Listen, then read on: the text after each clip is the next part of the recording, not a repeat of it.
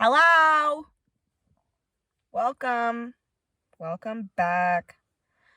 Welcome back to Be the Change or Stop Complaining, your weekly dose of health podcast, brought to you by me, Allie Banks, your host, blah, blah, blah. Guys, a couple things.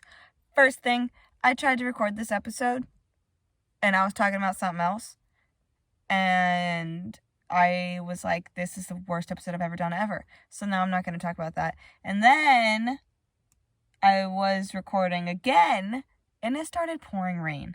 And it was so loud, and I'm in the car, per usual. And I was like, fuck this. And so then I stopped, and then I was just angry about everything. So I went inside. I ate some food. I did absolutely nothing in my room for about 2 hours. And now I'm back, and we're going to try again. Oh, another thing.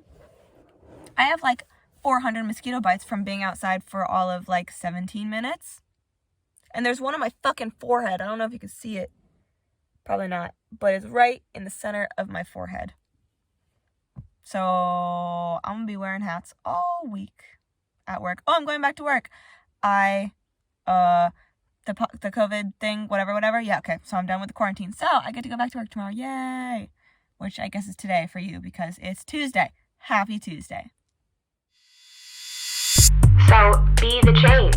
And if you don't want to be the change, you're not ready to be the change, then stop complaining.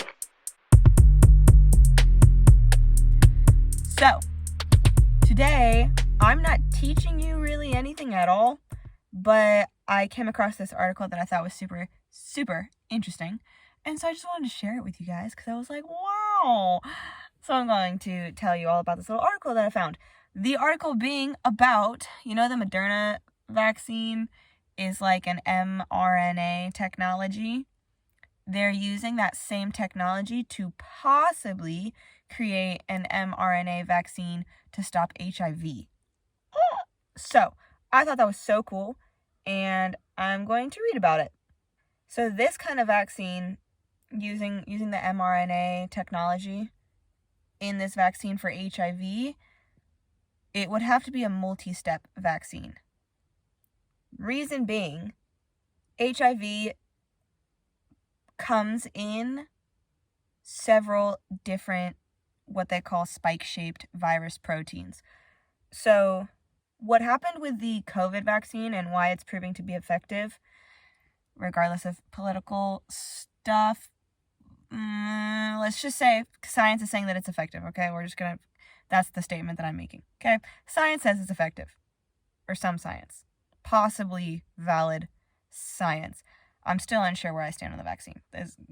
You obviously kind of picked that up, huh? Okay, it's fine. So anyways, the reason that the vaccine is proving effective for COVID is because the coronavirus is also a spike protein. And what the mRNA vaccines do is they train the immune system to produce antibodies that target that specific spike protein and prevent the virus from infecting other cells. The problem with HIV is that while HIV also has spike-shaped virus protein, which is known as ENV, it's not an acronym, I think it's just ENV, or the envelope protein is another name for it. The shape of this protein varies among the different strains of the virus, so it makes it a lot harder to target with antibodies. So this is the difficulty that they're finding. While the theory itself is the same between the two viruses, the viruses being coronavirus and HIV, while the theory should translate to both viruses, the problem with HIV is that there's several different strains of HIV. So this is a quote from some PhD guy at some research place, blah, blah, blah. Antibodies against one virus, against one HIV spike, will not block another HIV spike. So this is the problem that they're having. We have to elicit antibodies that bind to specific patches on the spike that don't change very much. In the early 90s, scientists first isolated some antibodies that target these non-changing areas of the HIV envelope protein. And since then, additional antibodies have been identified. So this is good news. However, going from vaccine to broadly neutralizing antibodies requires multiple steps. So all that means, that was a quote, by the way, going from vaccine to broadly neutralizing antibodies requires multiple steps. That just means that creating a vaccine that's going to be able to differentiate and find all of the different strains of the spike protein, envelope protein that HIV is going to require multiple steps and possibly multiple doses of a vaccine. And so far, some people over at Scripps and the International AIDS Vaccine Initiative have developed a candidate vaccine that stimulates the immune system to produce precursor cells needed to start the process. So they kind of basically have the first round of the vaccine figured out, which is extremely exciting. And they did a study, and the results from that study earlier this year in a phase 1 clinical trial showed that 97% of participants who received the vaccine showed the desired immune response. So, they got the first piece of the puzzle, which is extremely fucking exciting. It's more or less a priming step, in the battle against HIV. Okay? This part explains a little bit why they're using the mRNA vaccine approach. So, International AIDS Vaccine Initiative and Scripps have now partnered with Moderna, the ones who made that mRNA-based vaccine. They're all working together now on the battle against AIDS or whatever.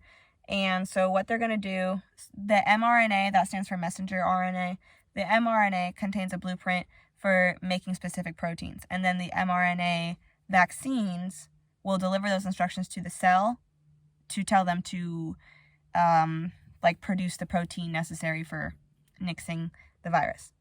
So in the phase 1 trial using the Moderna's technology, the mRNA stuff, the mRNA vaccine will carry the instructions for a protein that stimulates the immune system in the same way as the previous initiative, the trials that they were doing, the Scripps and the International AIDS Vaccine Initiative, the trials that they were trying to do previously. This new technology is going to essentially try to do exactly the same thing, but with mRNA technology.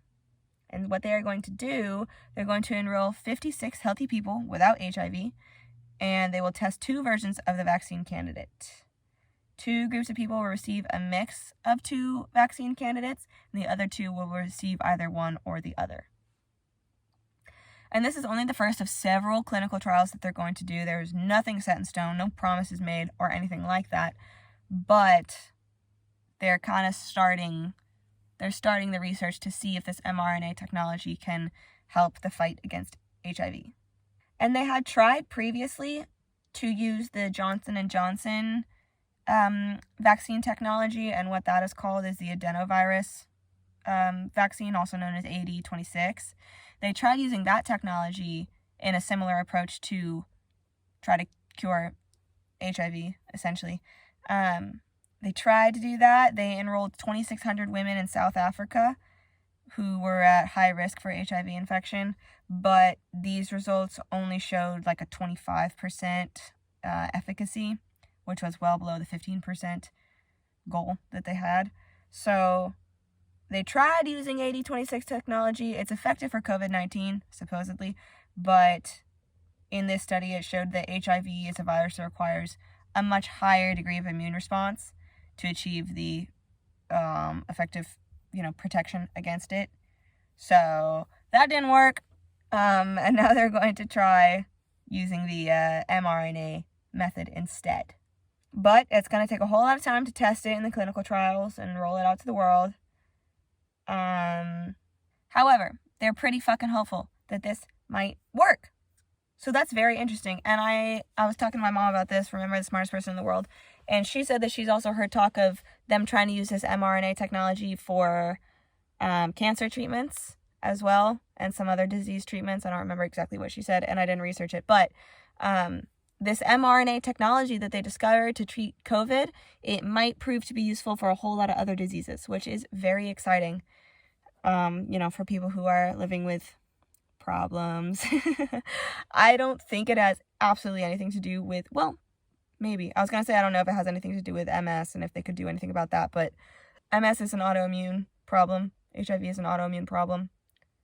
Most things are autoimmune problems. So maybe there's a lot of fucking hope for the future is what I'm trying to say. That's pretty fucking cool. Because there doesn't seem to be much hope for the future at this very moment in time. Not me personally. I'm talking about like globally with the ugly shit that's going on. But I don't want to talk about that. You guys know I have a ton of opinions on what's going on in the world right now. But I'm not really quite ready to share those opinions because I want to make sure that I articulate them correctly. Because if I just shoot from the hip, I know I'm going to sound like a total asshole. And I'm not a total asshole. I'm actually like the best person in literally the entire world. So I'm gonna wait to talk about the state of the world, okay? Well, I mean, not that I haven't already. Okay. You know what? Shut up, Allie. Okay. Next week is going to be very fucking exciting if I could make it happen. I got 2 friends. One of them's in Colorado. One of them's in California. They were both previously in the Marine Corps. They're out now. But I'm trying to get both of them on the same Zoom call, and we're going to talk about some very exciting stuff. So hopefully we can arrange a time that works for everybody and get them both on the Zoom call, and that will be a really fun podcast episode, I think. That'll be cool. Oh, and I got a new computer. Yay! I'm very excited. It's a MacBook Air. It's gold, but it kind of looks pink, and I'm so fucking happy. Except this mosquito bite on my head itches. Those two things are not related. Okay, if you want to talk to me, you already know I would love to talk to you. I really would love to talk to you. So you could do that, linktr.ee/PTCFit, and leave reviews on Apple Podcasts, and happy Tuesday, and I love you, and I will see you next week.